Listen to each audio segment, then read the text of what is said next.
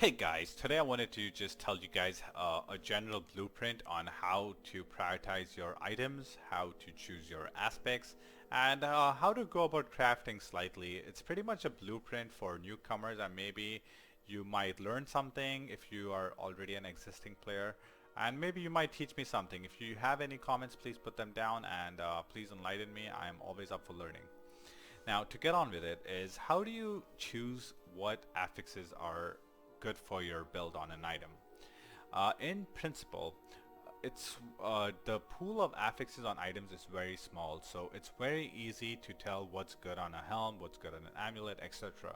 So just to give you a quick rundown, on a helm slot, you want cooldown reduction. It's one of the two items that can roll it. You want anything defensive. You can take life, you can take armor, percent armor. You can take some offensive ones as well, like plus maximum to resources. For a barbarian, you get plus max to fury. For a necromancer, you get plus maximum essence, stuff like that. You primarily want to focus on cooldown reduction, armor, I would say, and anything else is a bonus. For your glove slot, if you're a crit build, you want crit chance. If you're an attack speed build, you want attack speed. Other than that, the only other thing I would say is plus 3 ranks at high level you want to your core skill. For me, whirlwind is my core skill, so I want plus 3 ranks of whirlwind, and you upgrade it to plus 4 with the blacksmith. Now, if you do not use your core skill a lot, then you can free up that affix slot as well. But primarily, most people use core skill, so you want plus ranks to core skill, you want plus stats to your primary or all stats, and you want crit chance, attack speed if it suits your build. Gloves is another item. It's one of the only few items that can roll plus lucky hit chance. So if your build relies on lucky hit, then that's another affix to look out for.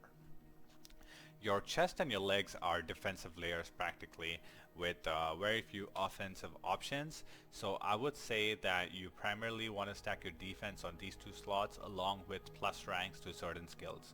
The best stats to have on this is percent armor, damage reduction, if you're hardcore, or even if you need some life. And you can always take plus ranks to certain skills. Like for a barbarian, you get plus ranks to challenging shout, war cry, rallying cry, which is another buff to your build. And all of this can only roll on rare items or legendaries. But if you use unique items, you don't have to worry about it. If for your boots, now for boots, it's very easy. You just want high movement speed, and in most cases you want resource cost reduction. For me, it's fury, so I'm using fury cost reduction. Along with that, you just want primary stats, and your build is good to go. For your amulet, now this is one of the important items on your tree, and not what most people tell you. You should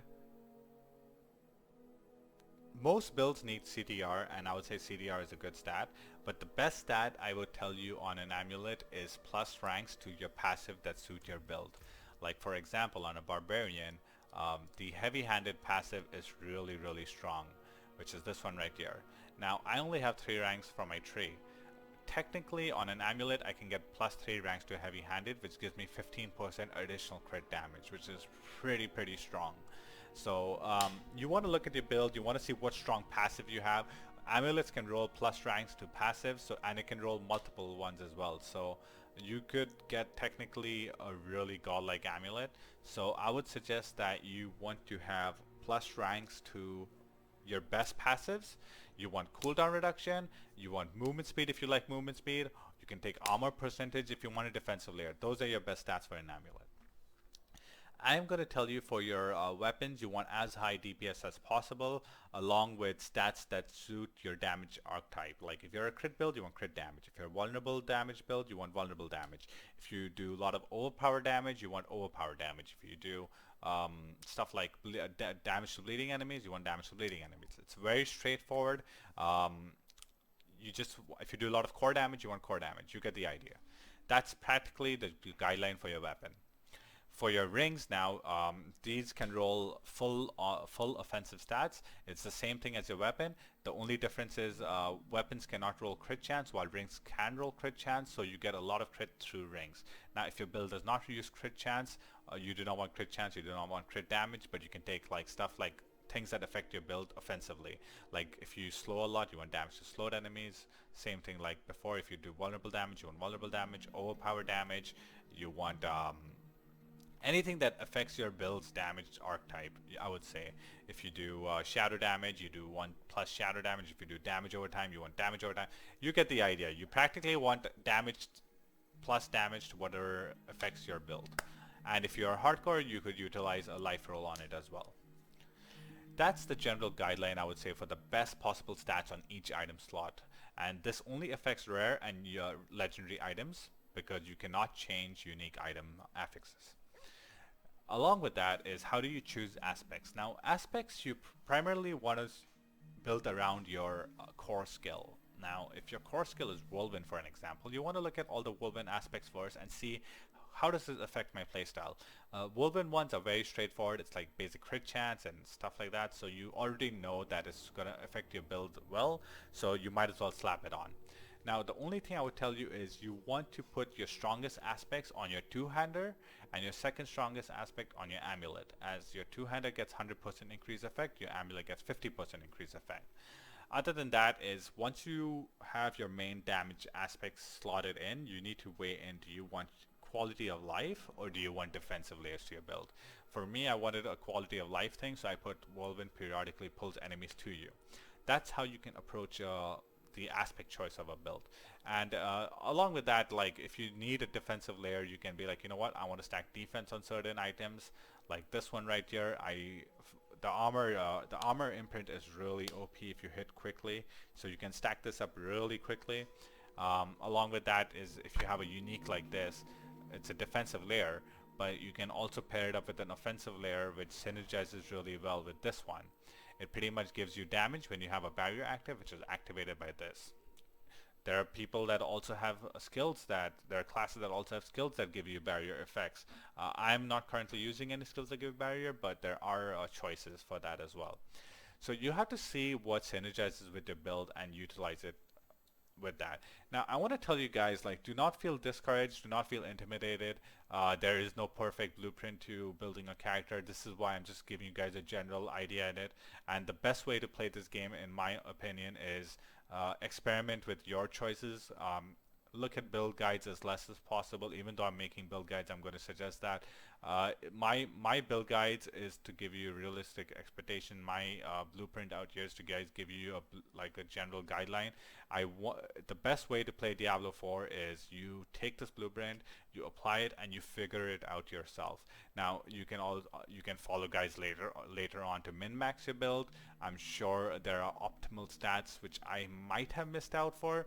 I kind of doubt it, but maybe that you can min-max, and that's at a later stage into your character development. Now, another thing I also want to talk about is you should learn how to craft gear. Now, most people already know you can reroll one affix with the Oculus. Now, if you want to, oh, I like her.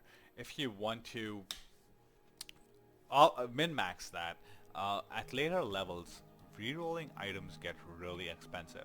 Now, what I found out is, if you found a rare item and you are like, it's really strong item, like this item right here, the cost is less if it's not upgraded to a legendary item, and it's not upgraded 5 tiers. So if you get a base level which is 1 out of 5, I would suggest spend as much as possible re-rolling it at that point, because if you upgrade it to rank 5 and if you add an aspect to it, the cost increases along with the already increasing cost every time you do it.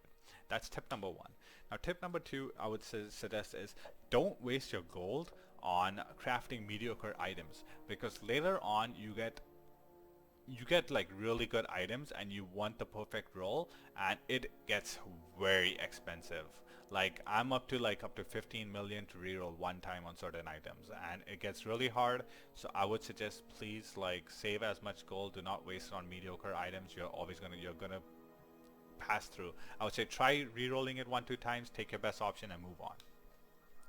The third thing I want to tell you guys is, aspect management is a bit I would say like it gets a bit overwhelming because you get a lot of legendaries. You want to save the aspects, so create a mule. Create a mule, store all your legendaries on the mule, and you whenever you need something, go back to that mule and pick it up and put it in your stash. This clears up your stash space. This clears your aspect slots. So it gives you a much easier experience. Now these are my short tips and guidelines on how to build a character, I would say, and how to progress through the game. If you guys have any questions, please put them down in the comments below. I'm always there to answer. I play this game quite a bit. I learn from this game as much as possible, so I might be able to help you guys.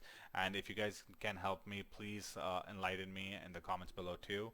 Yeah, thanks for watching. I am going to come up with more content. Please like and subscribe, and yeah, see you guys next time.